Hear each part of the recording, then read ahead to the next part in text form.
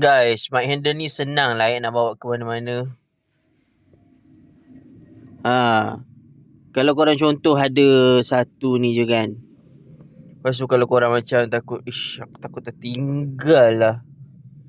Korang beli dua, satu letak dekat rumah, satu letak dekat dalam kereta siap-siap. Kalau tiba-tiba nak buat konten, settle, dah ada dah. Satu untuk bawa ke mana-mana, satu untuk static dekat rumah. So kalau korang nak dapatkan mic handle ni, pocut.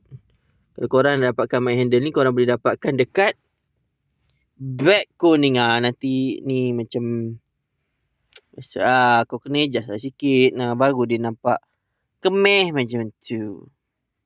Okay, gerak lu. Ciao, Papa Roja. Beg kuning ada dekat bawah. Ni pun warna kuning juga.